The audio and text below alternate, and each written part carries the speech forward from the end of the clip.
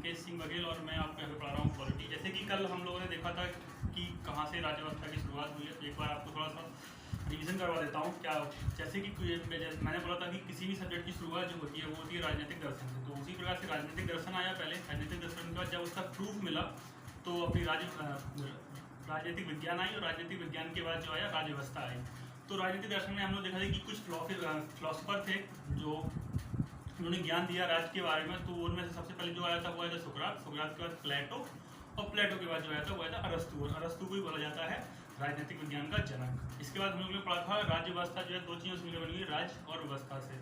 तो राज्य के जो है 4 मूलभूत तत्व डिसाइड किए गए थे मॉन्टेविडो कन्वेंशन में: भूभाग, सरकार, जनसंख्या और संप्रभुता। संप्रभुता का मतलब मैंने आपको बताया था कि निर्णय लेने की स्वतंत्रता। तो ये हो गया राज्य, जिसके पास ये 4 चीज़ें हैं वो राज्य कहलाएगा। और व्यवस्था का मतलब होता है नियम। तो राज्य को चलाने के नियम चाहिए पड़ेंगे, तो पूरा मिला के बन जाता है राज्य व्यवस्था। और इसके लिए चाहिए नियम है, तो नियम एक नियम तो होगा नहीं, बहुत सारे नियम होंगे। तो उन नियमों को एक जगह संग्रह करके रखा जाता है और उसी को बोला जाता है संविधान। तो उसको हम लोग बोल देते हैं कि मौलिक नियमों के संगठन के संलयन को ही हम क्या बोलते हैं, संविधान बोलते हैं। ठीक है, यहाँ पे मैं पूरा एक लाइन में बोलने की कोशिश करूँ कि परिभाषा क्या होगी संविधान की। संविधान की परिभाषा होगी किसी राज्य की व्यवस्था को चलाने के लिए आवश्यक मौलिक नियमों का गठन कोई बोला जाता है संविधान। ठीक है, तो आज हम लोग देखते हैं कि पॉलिटी में क्या क्या हम लोग को पढ़ना है वो, और उसके बाद हम लोग आगे देखते हैं क्या करना है। तो आज हम लोग सिलेबस डिस्कस करते हैं। सिलेबस में क्या क्या पढ़ना है हम लोग सबसे पहले देखना है संवैधानिक इतिहास। संवैधानिक इतिहास में हम लोग क्या देखेंगे कि कैसे ईस्ट इंडिया कंपनी हमारे यहाँ पे आई, और जो कि एक उपनिवेशवाद की अप्रोच लेके आई हुई थी, लेकिन बाद में उसकी साम्राज्यवादी की अप्रोच कैसे बदल गई। उपनिवेशवाद का मतलब क्या होता है? उपनिवेशवाद का मतलब होता है कि कोई भी कंपनी या फिर कोई देश की कंपनियां तो हमारे दूसरे देश में काम करने जाती हैं, और उनका मतलब केवल काम करना रहता है, वहाँ पे शासन करने का मतलब नहीं रहता है। और साम्राज्यवाद का मतलब होता है कि कोई कंपनी अगर हमारे यहाँ पे आती है तो वो बिजनेस भी करती है और साथ में हमारे ऊपर शासन भी करती है। तो कैसे ईस्ट इंडिया कंपनी की सोच जो है उपनिवेशवाद से साम्राज्यवाद में बदली, वो संवैधानिक इतिहास में देखेंगे। कैसे उसने बंगाल और बक्सर और प्लासी की 2 लड़ाइयाँ लड़ी बंगाल में, और कैसे बंगाल पर अपना आधिपत्य किया, उसके बारे में हम लोग पढ़ेंगे। उसका संविधान निर्माण और कैबिनेट मिशन 1946 में आया था, तो उसके बाद हमारे यहाँ पे संविधान कमेटी बनी, तो उसके बारे में हम लोग देखेंगे संविधान निर्माण कैसे हुआ हमारे यहाँ पे। तो वहाँ से संविधान के निर्माण के बारे में पढ़ेंगे, कितनी संविधान के निर्माण के बारे में पढ़ेंगे, और वहाँ पे कितनी कमेटियाँ बनाई गई थी वो सब हम इसमें देखेंगे। उसके संविधान की प्रस्तावना क्या अहम भूमिका रखती है हमारे संविधान में, वो देखेंगे। हमारे संविधान का इसको अंग माना जाता है कि नहीं माना जाता है, और इसमें क्या क्या कौन कौन से वर्ड्स बाद में जोड़े गए, कौन कौन से संशोधन इसमें हम लोग वो पढ़ेंगे। और आगे पढ़ेंगे हम लोग संघ एवं उसका राज्य। तो हमारे यहाँ पे कितने राज्य हैं, कितने केंद्र शासित प्रदेश हैं, उसके बारे में हम लोग यहाँ पे पढ़ेंगे। नागरिकता, हमारे यहाँ पे नागरिकता कितने तरीकों से मिलती है, और अभी वैसे भी NRC CAA चल रहा था, तो इसमें से क्वेश्चन आ सकते हैं। मूल अधिकार, हमारे कितने मौलिक अधिकार हैं, उसके बारे में पढ़ेंगे। नीति निदेशक तत्व की सरकार जो नीतियाँ बनाती है वो कैसे लागू करती है, उस पर हम लोग अगर हमें कोई आपत्ति है तो उस पर हम लोग जो हमारी सुप्रीम कोर्ट है, हाई कोर्ट है, उनमें उसके खिलाफ कोई मुकदमा चला सकते हैं कि नहीं चला सकते, वो सब देखेंगे इसमें। संघ की कार्यपालिका, हमारे यहाँ पे जो सरकार है कैसे काम करती है, उसके बारे में देखेंगे। संघ की विधायिका, हमारी संसद कैसे कानून बनाती है, उसके बारे में इसमें देखेंगे हम लोग। राज्य सरकार, तो ये सब हम लोग जो पढ़ेंगे, संघ की कार्यपालिका, संघ की विधायिका, संघ की न्यायपालिका, तो इन चीज़ों को हम लोग पहले केंद्र में देखेंगे, उसके बाद वही सारी चीज़ें हम लोग राज्य में देखेंगे। राज्य में तो दोनों कंपेरिजन करके पढ़ेंगे तो ज़्यादा आसान हो जाता है चीज़ों को पढ़ना। तो सेम चीज़ हम लोग को राज्य की कार्यपालिका, राज्य की विधायिका, राज्य की न्यायपालिका, सारी चीज़ें हम लोग को राज्य में पढ़नी है। फिर स्थानीय स्वशासन, हमारे यहाँ पे ग्राम पंचायत हो गया, जिला पंचायत हो गई, ये सब चीज़ें इसमें देखेंगे। न्यायपालिका, हमारे यहाँ पे सुप्रीम कोर्ट, हाई कोर्ट, जिला कोर्ट भी होते हैं कई, तो उनके बारे में पढ़ेंगे हम लोग। केंद्र राज्य के बीच में संबंध, किस टाइप के संबंध है, केंद्र राज्य के कैसे संबंध के लिए कौन कौन से अनुच्छेद है, वो सब देखेंगे इसमें। इमरजेंसी, हमारे यहाँ पर राष्ट्रपति के पास कितनी टाइप की इमरजेंसी लगाने के प्रावधान है, वो देखेंगे इसमें। लोक सेवा एवं आयोग, हमारे यहाँ पे कितने लोक सेवा आयोग हैं, हर राज्य का सेवा आयोग होता है, उसके बारे में पढ़ेंगे। निर्वाचन, हमारे यहाँ पे निर्वाचन कैसे होता है, उसके बारे में पढ़ेंगे। कौन निर्वाचन कराता है, एक इंडिपेंडेंट बॉडी है निर्वाचन आयोग की नहीं, उसके बारे में देखेंगे इसमें। राजभाषा, हमारे यहाँ पे कितनी भाषाएं हैं वो देखेंगे, और कौन सी हमारी राजभाषा, वो सब देखेंगे।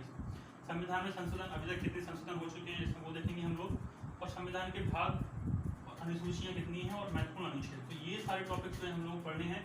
इनमें से अगर मैं बताऊँ कि ये टॉपिक बहुत इंपॉर्टेंट है, नीति निदेशक तत्व बहुत इंपॉर्टेंट है, संघ की कार्यपालिका, संघ की विधायिका, ये सब बहुत इंपॉर्टेंट टॉपिक हैं। और एक निर्वाचन हो गया, एक आपातकाल हो गया, संविधान के संशोधन हो गए, संविधान के भाग, अनुसूची और ये सब क्वेश्चन, इन सब से 75 के आसपास क्वेश्चन जो यहाँ से आ जाते हैं, क्योंकि ये सारे क्वेश्चन जो हैं ये सारे टॉपिक्स जो है बहुत इंपॉर्टेंट है, इन्हीं से ज़्यादा क्वेश्चन बनते हैं। लेकिन हम लोग पढ़ेंगे सारे टॉपिक और सारे टॉपिक डिटेल में कवर करेंगे हम लोग। अब देख लेते हैं कि संविधान के प्रकार, कितने प्रकार का संविधान होता है वो हम लोग देखते हैं। तो संविधान को दो भागों में, दो तरीके से बांटा जाता है। एक संविधान के दस्तावेज की प्रकृति के आधार पर, वहीं दूसरा होता है कि राजनीति की प्रकृति के आधार पर। तो दस्तावेज की प्रकृति के आधार पर पहले देखते हैं क्या होता है। दस्तावेज, जैसे कि मैंने आपको बताया था कि संविधान जो है उसमें क्या है, मौलिक कानून या फिर मौलिक नियम जो है उनका कलेक्शन रखा गया है, मतलब उनको एक जगह एकत्रित करके रखा गया है। तो उसी के आधार पर है लिखित और अलिखित। लिखित का मतलब क्या होता है कि जो